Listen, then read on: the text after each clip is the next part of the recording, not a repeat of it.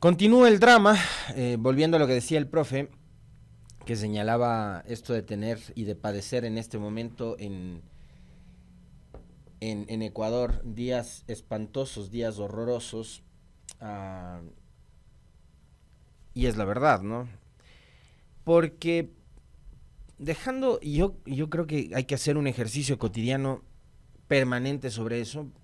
No podemos estar todos los días uh, enfrentando y afrontando situaciones, coyunturas, realidades, con la famosa vara esta que mide el correísmo y el anticorreísmo. Yo les voy a pedir, en serio, de favor, sé que ustedes son además una audiencia muy crítica y entenderán por qué les digo, considero de que si no salimos nosotros de ese debate y de esa disputa permanente del correísmo y anticorreísmo, más allá de que yo sí soy de los que respeta en democracia absolutamente la plena vigencia de una corriente política como la Revolución Ciudadana, eh, si no salimos de esa disputa y ese debate en el cual cae todo tipo de discusión en este país, no vamos a jamás superar problemas como los que hoy estamos enfrentando.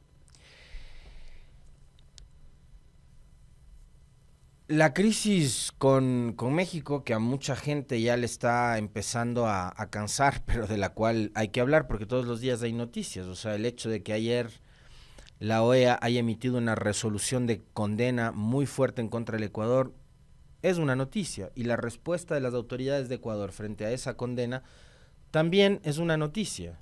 Y todo lo que sucede a partir de ahí con, por ejemplo, la situación personal, de salud y judicial que enfrenta el ex vicepresidente Jorge Glass, también es noticia. Muchos se han madrugado, por ejemplo, con este asunto de que Glass tiene nacionalidad alemana. Eso es algo que en lo personal yo lo sabía, y una de las dudas que tenía era por qué, digamos, no había recurrido, por ejemplo, a los beneficios que le podría significar a Glass el gozar justamente de esa nacionalidad. Ahora que lo conocemos y entendemos a través de medios alemanes, la DW lo publicó así, que el gobierno de ese país está tratando de tomar contacto con el ex vicepresidente Glass. ¿Por qué no su propia defensa incluso no le recomendó recurrir a la protección de un Estado como Alemania, del cual goza la nacionalidad? Y habrá que, digamos, preguntarse también si es que el Estado alemán estará en condiciones y hay las condiciones como para que lo protejan de la misma manera que México trató de protegerlo. Porque acá juega y mucho, como ustedes han visto ya, más allá de las figuras del derecho internacional también, que han sido violentadas por parte del Ecuador, juega y mucho la postura política y cuánto riesgo en medio de todo ese escenario conflictivo que hay no solo en el Ecuador y ahora en la región, sino también en el mundo, si es que están los estados dispuestos a jugársela. Y bueno, en el caso de México, México hemos visto que se la jugó, ¿no? Entonces, todo lo que ha desatado esta crisis con México indudablemente ha provocado y ha generado noticias todos estos días. Yo en lo que sí estoy de acuerdo con la persona que comentaba hace un momento sobre eso es que por hablar tanto de este tema dejamos de hablar de otras cosas que son de igual manera importantes y que son fundamentales en el día a día, en la cotidianidad, y que afectan a la ciudadanía de manera mucho más directa, porque esto finalmente termina siendo a la larga un conflicto muy grave entre dos estados y a la interna nuevamente un conflicto entre el gobierno y una organización política.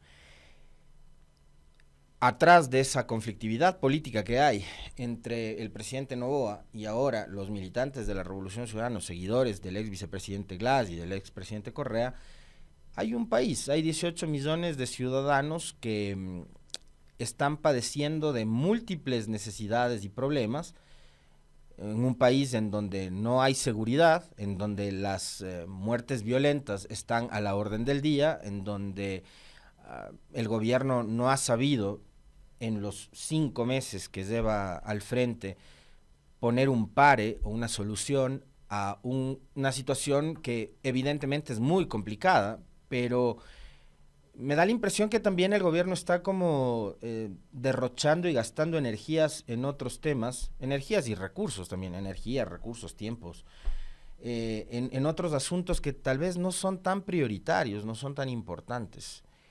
Fíjense ustedes cuánto tiempo el país ha perdido en esta discusión, a propósito del comentario que nos hacían hace un momento. Yo parcialmente coincido, porque seguimos hablando de lo mismo y lo mismo y lo mismo, y detrás hay, insisto, un país que sigue siendo violento, en donde eh, a nivel internacional quienes se dedican a hacer investigación siguen todavía sosteniendo que existen 44 muertes violentas por cada 100.000 habitantes, y esa realidad no ha cambiado. Entonces es un país que sigue siendo violento, que sigue teniendo un conflicto por asuntos relacionados con la inseguridad, a pesar de que desde el oficialismo se ha planteado el plan Fénix, que no sabemos qué tan buenos resultados está arrojando. Lo que sabemos es que, digamos, hay militares que de vez en cuando patrullan las calles, ofrecen presencia, y esa presencia genera una percepción,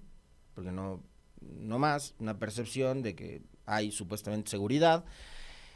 Y ahora entramos al último tramo, además de lo que será la consulta popular, ¿no? Que plantea, me parece a mí, 3 grandes temas, de los cuales 2 son vitales para el país. Uno tiene que ver con respecto de el trabajo por horas, que durante estos días de crisis, fíjense también cómo la gente ha vinculado lo sucedido el viernes en la Embajada de México con respecto de la posibilidad de ir a un tema de trabajo por horas. Aquí le escuchábamos hace algunos días atrás a Esteban Torres, actual viceministro de Gobierno, decir que se va a respetar los contratos laborales vigentes y de que el trabajo por hora será más bien la oportunidad de que jóvenes u otro tipo de trabajadores puedan acceder a tener un ingreso que no va a ser fijo, obviamente, que será temporal, de acuerdo al tiempo que dure el trabajo por horas, pero que van a respetar los contratos vigentes. Y muchísimas personas, muchos analistas se han planteado un gobierno que fue capaz de irrespetar la sede diplomática de un país amigo, que violentó, que entró arbitrariamente, violentamente a la Embajada de México, va a respetar o va a hacer a través del Ministerio de Trabajo que se respeten los contratos laborales. Fíjense ustedes, ¿no? Entonces hay mucha crítica con respecto de eso. Está también el tema de los arbitrajes internacionales. Ahora que andamos de defensores de nuestra soberanía, ¿no? Que además uno de los argumentos del señor Dávalos, que ha sido, les cuento, ascendido a embajador. La carta de ascenso fue aprobada el pasado, o firmada el pasado 9 de abril. Estamos hablando de que eso fue el día martes, ¿no? El señor Dávalos, que fue a defender la tesis del gobierno de Ecuador, ha sido ascendido en la categoría de embajador de la República.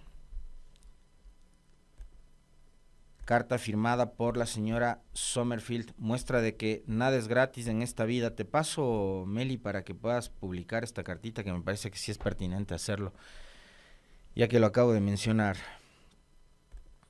Nada es gratis en la vida, ¿no? Y ya ven ustedes que para todo hay recompensa. Este documento fue firmado el pasado 9 de abril por la señora María Gabriela Sommerfield Rosero, ministra de Relaciones Exteriores. Acuerda, 1. Ascender y designar en la categoría de embajador de la República del Ecuador al señor ministro del Servicio Exterior Alejandro Dávalos Dávalos.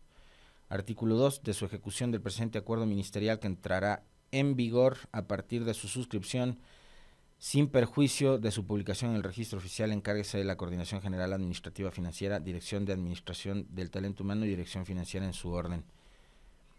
A propósito de esto, hubo funcionarias de talento humano de la Cancillería que se negaron a firmar esta acción de personal. Porque en todo lugar hay gente que tiene mucha dignidad. Y a esta hora no sé si estas funcionarias todavía sigan trabajando en Cancillería o si habrán sido obligadas a poner su carta de renuncia. Pero lo cierto es que la carta y el documento que ustedes están viendo ahora en pantalla es el premio que le ha dado la Cancillería y el gobierno al embajador, a la hora ascendido y designado embajador de la República, Alejandro Dávalos, quien fue a sostener la tesis de que había un intento de fuga de Glass, de que Glass es un delincuente y de que el Ecuador estaba defendiendo su soberanía.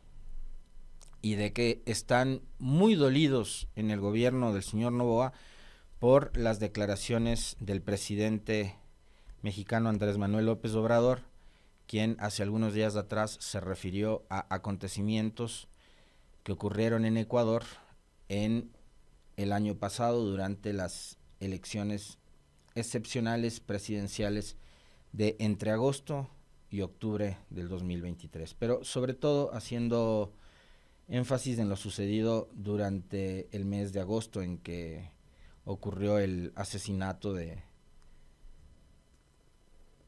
Fernando Villavicencio, y cómo ese triste y lamentable suceso marcó el destino de no solo la campaña, sino también los resultados electorales. Y, obvio, al presidente López Obrador, digamos, no estará tan al tanto de ese caso como nosotros, por ejemplo, pero capaz no le contaron cómo fue utilizado ese caso una semana antes de la segunda vuelta electoral, cuando apareció el famoso testigo protegido, ¿no? Entonces, es verdad lo que decía también hace algunos días atrás en este espacio Agustín Burbano de Lara, que las declaraciones de Andrés Manuel López Obrador molestaron y mucho en este país, porque son verdad, y las verdades muchas veces incomodan y duelen, y se nota que acá dolieron y mucho. Entonces, ahora que estamos defendiendo la soberanía del país, que porque México le ha dado asilo a Glass, que porque el presidente mexicano López Obrador ha osado en comentar sobre el proceso electoral anterior en Ecuador, estamos defendiendo nuestra soberanía, ¿no? Soberanía que no fue defendida nunca cuando el embajador de Estados Unidos, Fitzpatrick, habló de narcogenerales en la Policía Nacional, o cuando habló de narcojueces dentro del sistema de justicia. Ahí no se defendía la soberanía. Entonces, otro de los asuntos que está planteado en esta consulta es el de los famosos arbitrajes internacionales. ¿Por qué no dejar que cualquier tipo de litigio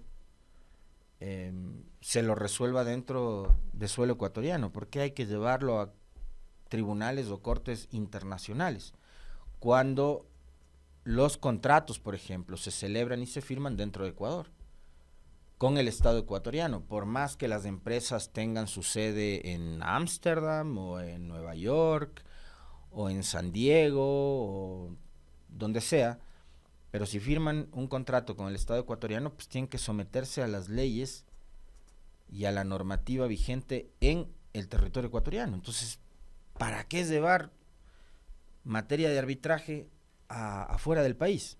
Insisto, en esta coyuntura, planteémonos esa discusión también.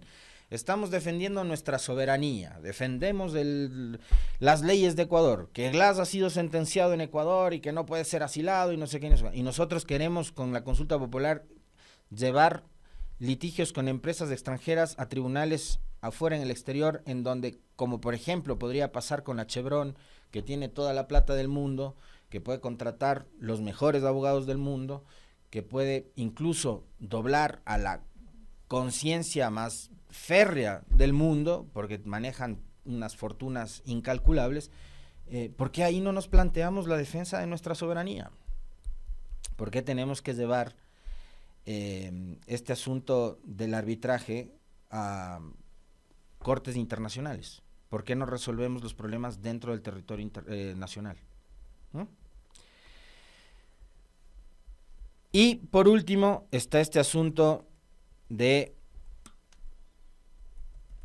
la seguridad, que además en la consulta popular del señor Noboa nos plantean los temas relacionados de la seguridad, a la seguridad, como cuestiones bastante obvias, como cuestiones que redundan, a pesar de que en algo yo sí estoy de acuerdo con respecto de lo que decía el viernes pasado en este espacio Esteban Torres, de que a consulta popular teníamos que ir sí o sí.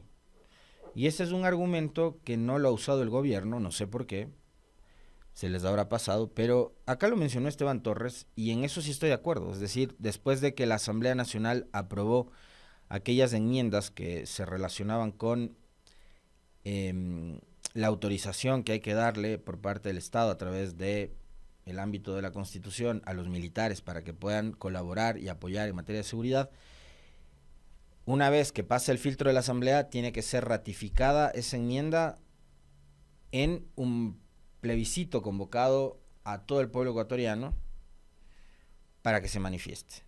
Entonces, consulta sí o sí tenía que haber. El tema es por qué esa consulta que sí o sí tenía que haber no fue utilizada para plantearnos otros temas, como por ejemplo una reforma en el sistema judicial que ahora está en entredicho y que con los casos Metástasis, Purga y demás, hemos visto que se trata de una función tan importante como la justicia en nuestro país que está absolutamente tomada, contaminada y manoseada por la política, por supuesto, por la corrupción y peor todavía por el narcotráfico. Entonces, eso uno, ¿por qué no se plantearon otros temas más de fondo en dicha consulta? Lo mencionaba también en este espacio, me parece que Paulo Caña, presidente del Colegio de Abogados de Pichincha. Y un tema adicional, ¿por qué no se esperó a que vengan las elecciones presidenciales y parlamentarias del próximo año, de febrero del 2025, para hacer que empate ahí esa consulta y para evitar que el país, en medio de una crisis muy profunda económicamente que atraviesa, incurra en doble gasto?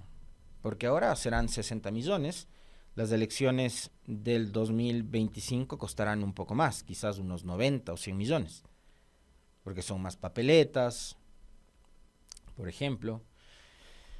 En fin, entonces estamos en medio de toda esa coyuntura, ¿no? De toda esa coyuntura. Y como les decía, todo termina siendo noticia. El criterio personal, que además yo lo he compartido con ustedes, que no me lo he guardado, que es lo que creo y pienso, que es además parte del análisis que no solamente se ha hecho en este espacio, sino que he visto algunos otros periodistas, analistas lo han comentado, algunos que por supuesto ven la realidad más allá de, como les digo, ese espectro súper cerrado de visión cortoplacista y limitado que es la disputa del correísmo-anticorreísmo. Acá había una realidad, y esa realidad fue que el presidente Noboa y su consulta popular estaban desplomándose.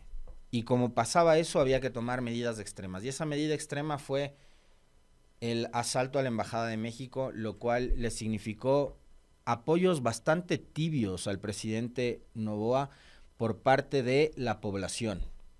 Y yo ahí quiero mencionarles a ustedes y comentarles sobre un estudio de escucha digital que creo que la empresa se llama Reporte Global. Lo hace Gustavo Ich, es consultor político, analista, fue secretario de comunicación de la Asamblea durante la presidencia de Zori, fue secretario de comunicación de Lenín Moreno también, Gustavo Ich, pero me parece que los datos que refleja esa escucha digital son una radiografía bastante interesante de lo que fue la reacción de la ciudadanía a través de las redes sociales después de lo sucedido el viernes. ¿Y por qué creo que no le generó a Noboa el resultado que él esperaba? O sea, estaba cayendo su popularidad, está cayendo, ahora mismo entiendo, por menos del 50%. En este espacio de noticias, la semana anterior, recordarán ustedes que coincidían el mismo día Pedro Donoso, de la empresa Icare, analista político, analista de temas de comunicación, y también Omar Maluk, estadístico, encuestador, economista de profesión. El mismo día coincidían en un hecho, en que las preguntas relacionadas con el trabajo por horas y con el arbitraje internacional estaba perdiendo la tesis del gobierno, la tesis del sí. Entonces, por esa razón, el presidente Noboa y su gobierno, pero más él, porque ya nos queda clarísimo cada vez con las declaraciones de la señora Sommerfeld y con las declaraciones de ayer de la señora Palencia, que quien tomó finalmente la decisión de asaltar violentamente la Embajada de México fue directamente el presidente Noboa,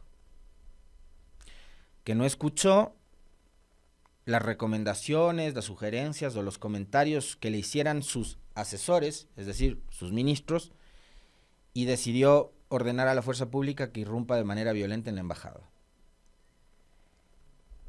Seguramente con eso Noboa decía, meto preso a Glass y nuevamente vuelvo a juntar a todo el anticorreísmo y regreso a mi popularidad de 70 puntos de hace 3 semanas o 4. Y recuerden ustedes que según perfiles de opinión había una caída de 11 puntos, en encuestas, según otra encuestadora, había una caída como de 16, 17 puntos, hay otras encuestas que le ponen ya una caída mayor, de entre 20 y 25 puntos. Entonces, en este estudio de escucha digital de Reporte Global,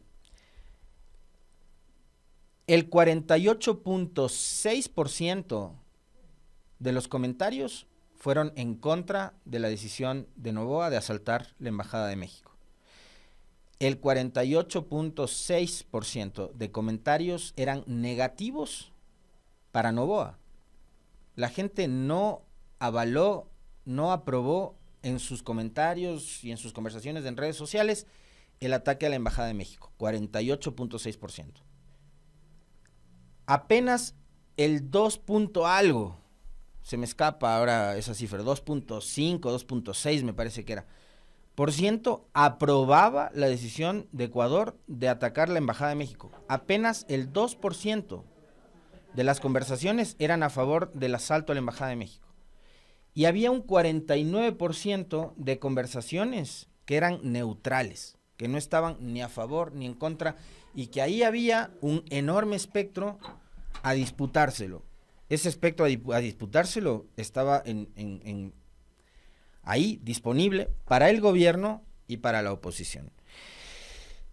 En este caso, estrictamente para la Revolución Ciudadana, no para ningún otro partido político, porque además creo que los únicos actores políticos que han entrado también a cuestionar abiertamente dentro del país la actitud del gobierno ha sido Leonidas Diz y la CONAIE. Y algunos, digamos, actores políticos. Entiendo que Pedro Granja también, Carlos Rabascal también, pero detrás de ellos no he visto, digamos, una gran organización. En el caso de Leonidas sí, porque tiene la CONAIE. Él es su presidente. Entonces hubo un pronunciamiento muy, muy claro y enfático de la CONAIE también, así como la Revolución Ciudadana, de cuestionar desde un primer momento el asalto a la embajada. Pero de manera personal también lo hicieron Pedro Granja, lo hicieron Carlos Rabascal, algunos otros personajes políticos también. Entonces no es que le ha resultado tan fácil al presidente Noboa, ni es que lo que hizo ha sido ya la solución para detener y para sostener su caída. La gente no es que está tan contenta con lo que ha pasado. Finalmente hay que ver cómo está quedando el Ecuador por fuera de nuestras fronteras en foros de debate internacionales como por ejemplo el de ayer en la OEA, en donde Ecuador fue condenado. La OEA condena la irrupción de Ecuador en Embajada de México. Glass además inicia una huelga de hambre, según su abogada. Esas son las noticias que recogen medios internacionales a esta hora de lo sucedido, por ejemplo, en la OEA y dentro de Ecuador con Glass. Con 29 votos a favor, 1 en contra, el del propio Ecuador, que no tuvo ni siquiera la decencia, por lo menos, de abstenerse. El único voto a favor de Ecuador fue de Ecuador, una vergüenza. Y con 29 votos a favor de la resolución de la OEA y una abstención, esa abstención también habrá que analizarla con pinzas porque es del Salvador, de Bukele, y 2 ausencias, la OEA aprobó este 10 de abril una resolución de condena contra la incursión de las fuerzas de seguridad ecuatorianas en la Embajada de México en Quito. El documento resuelve condenar enérgicamente la intrusión de las instalaciones de la Embajada de México en Ecuador y los actos de violencia ejercidos en contra de la integridad y la dignidad del personal diplomático de la misión. La irrupción que tuvo lugar el pasado viernes 5 de abril se produjo con el fin de arrestar al ex vicepresidente ecuatoriano Jorge Glass, que se refugiaba allí y obtuvo asilo después de ser condenado por la justicia de su país por casos de corrupción. Sin embargo, en la sesión de este miércoles, convocada a petición de Colombia y Bolivia, gobiernos aliados de México, la mayoría de miembros de la Organización de Estados Americanos, subrayaron que se trató de una transgresión a la Convención de Viena, la cual establece la inviolabilidad de las misiones diplomáticas. El documento aprobado por la OEA reafirmó la obligación de todos los estados de velar por el respeto de los privilegios e inmunidades de las misiones diplomáticas. Además, la resolución exhortó a Ecuador y México que inicien un diálogo y tomen acciones inmediatas para resolver este grave asunto de manera constructiva. El documento consta de 10 numerales. En el primero está la condena. Resuelve condenar enérgicamente la intrusión en las instalaciones de la Embajada de México en el Ecuador y los actos de violencia ejercidos en contra de la integridad y la dignidad del personal diplomático de la misión. 2. Reafirmar la obligación de todos los estados de velar por el respeto de los privilegios e inmunidades de las misiones diplomáticas y del principio de inviolabilidad de conformidad con el derecho internacional como requisito fundamental crucial para las relaciones pacíficas entre los estados. 3. Hacer un llamado a los estados a respetar y hacer efectivas sus obligaciones y responsabilidades en el marco de la Convención de Viena sobre relaciones diplomáticas y asegurar que la inviolabilidad de las sedes diplomáticas y su personal sea respetada sin excepción. 4. Reafirmar la obligación que tienen los estados parte de la Convención del Asilo Diplomático de 1954 de respetar en su integridad todas sus disposiciones. Aquí no es como algunos pretendieron ayer torcer la realidad y hacer creer a sus audiencias de que en este documento se planteaba la revisión del asilo a Glass o la revisión del asilo como figura, como planteaba el Ecuador. No, lo contrario. Dice, reafirmar la obligación que tienen los estados parte de la Convención de Asilo Diplomático de 1954 de respetar en su integridad todas sus disposiciones. Así de simple. 5. Reafirmar que sin perjuicio de sus privilegios e inmunidades, todas las personas que gocen de esos privilegios e inmunidades deberán respetar las leyes y reglamentos del estado receptor y que también están obligados a no inmiscuirse en los asuntos internos de ese estado. Es decir, Glass asilado no podía hablar ni referirse a la situación política del estado asilante, es decir, de México. 6. Reafirmar que los locales de la misión diplomática no deben ser utilizados de manera incompatible con las funciones de la misión, tal como están enunciados en la Convención de Viena sobre relaciones diplomáticas, en otras normas del derecho internacional general o en los acuerdos particulares que están en vigor entre el Estado acreditante y el Estado receptor. 7. Exhortar al Ecuador y a México a que, de acuerdo con el derecho internacional, inicien un diálogo, en fin. Y al final lo que se habla es de los buenos oficios que tienen estos foros para lograr justamente eso, que haya la posibilidad de tender puentes de diálogo de lado y lado para que las relaciones por lo menos traten de restablecerse. ¿Cuál fue la respuesta de las autoridades de Ecuador ante esto? Hay reacción de la ministra Sommerfield, canciller de la República, y también de Esteban Torres. Escuchemos a los dos funcionarios. El uso de las sedes diplomáticas también. Así que vamos adelante como Ecuador, vamos a hacer respetar también nuestra versión de los hechos. Y eso es importante. Son foros internacionales que están hechos para que de una forma equilibrada, a través del diálogo, de forma respetuosa, se escuchen a todas las partes y se saquen de soluciones. Siempre, el Ecuador siempre está abierto a fortalecer las relaciones con absolutamente todos los países. ¿Ecuador pedirá disculpas? Eso no está en la mesa de discusión en este momento. Canciller, ¿por qué no asistió a las sesiones de la OEA? Porque tuve que asistir a la sesión de la CELAC, que duró durante 5 horas, en debate con 33 países latinoamericanos. De esa reunión no se ha sacado ninguna resolución hasta este momento, y además tenía la comparecencia en la Asamblea, que hemos venido junto con los 3 ministros. De este rato están en sesión de la OEA. Ahora esta comparecencia ha sido incidentada, ministra. ¿Cómo ven ustedes lo que pasó de la reunión? Es lamentable que con todo el descrédito que le dio el pueblo ecuatoriano hace un tiempo a la Asamblea, justamente por los espectáculos que vimos el día de hoy, que hay mucho grito, mucho desacuerdo, todavía no se aprenda.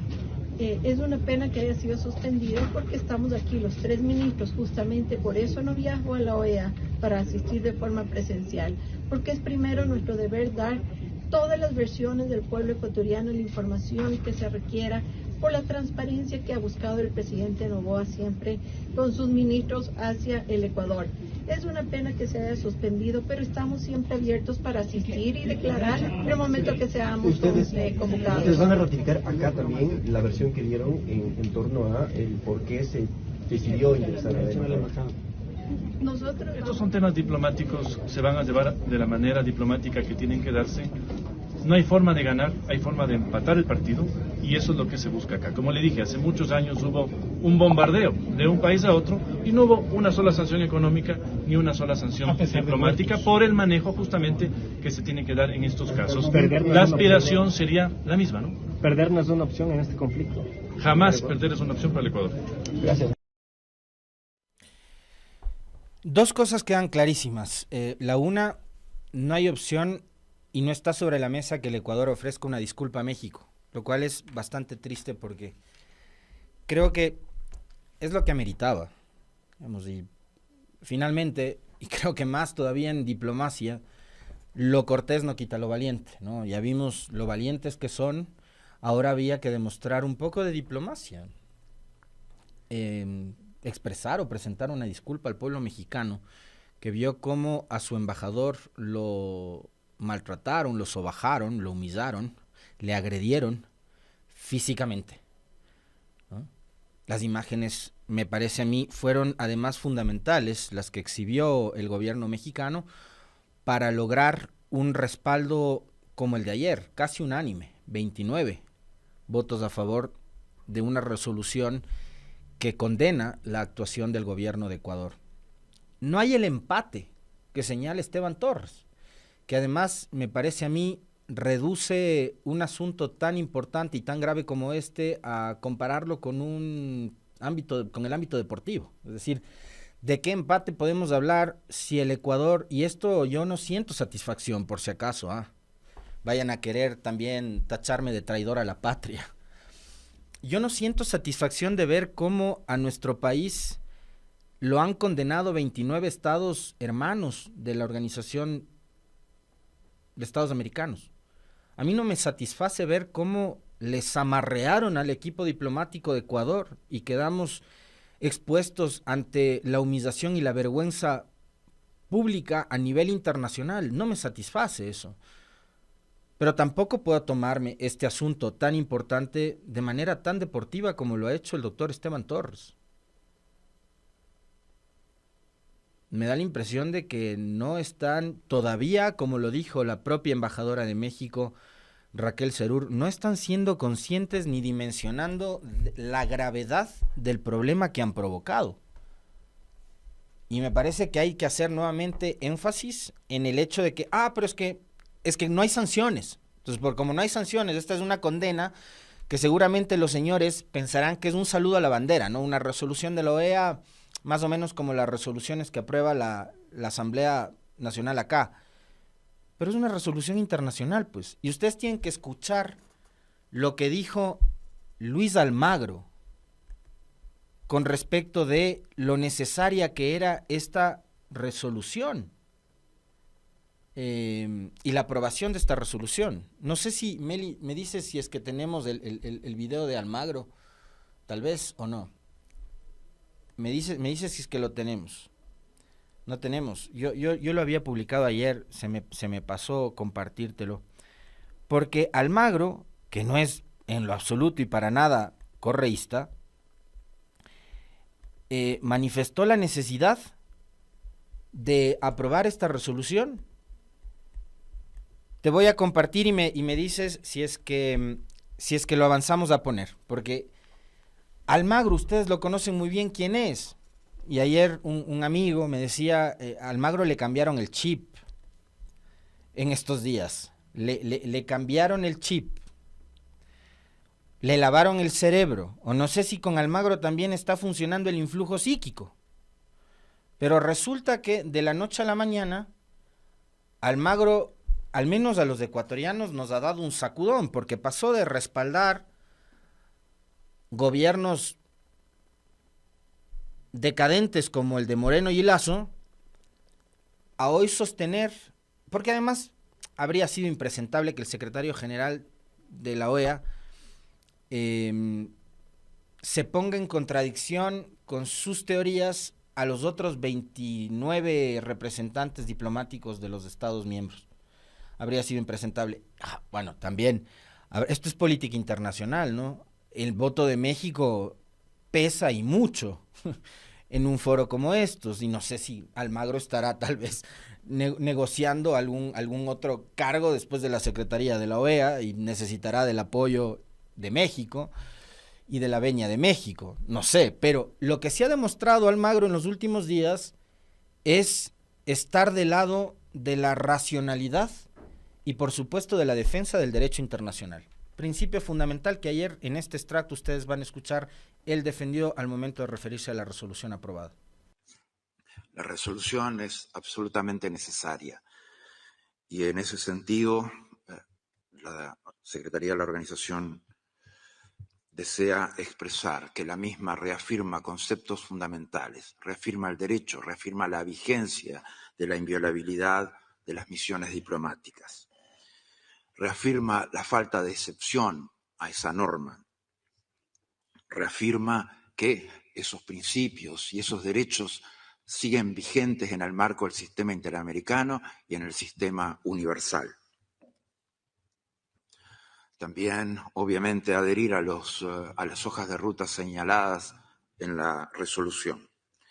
Nuestra adhesión a la misma es absoluta y en todos sus términos. Especialmente en el marco posible de que este caso sea llevado a la Corte Internacional de Justicia. Por eso creo que es fundamental que la organización se haya expedido al respecto, haya aprobado esta resolución, como los comunicados que han sido presentados por parte de la Secretaría. Tema, una vez en la Corte Internacional de Justicia, que tiene competencia privativa, las partes podrán hacer valer sus argumentaciones, pero la argumentación válida para el sistema interamericano y para la organización es la inviolabilidad absoluta de las misiones como principio a ser sostenido sin ninguna excepción. Para finalizar, La última parte, ¿escucharon? Para Almagro, la resolución era absolutamente necesaria porque reafirma conceptos fundamentales como la inviolabilidad de las misiones diplomáticas. Y Ecuador violentó esa norma básica del derecho internacional. Y Almagro lo que dice, hoy, ustedes también lo escucharon ayer en este espacio, casi en tiempo real, decía Manuel López Obrador, presidente de México, hoy México presentará la denuncia ante las Cortes Internacionales de Justicia. Y Almagro lo que acaba de decir es, esta resolución, que no es una sanción para Ecuador, es una condena, es una resolución. No es de obligatorio cumplimiento, no es que a Glass van a tener que regresarlo a la Embajada de México, no es que las cosas vuelven nuevamente a punto cero. Es una resolución.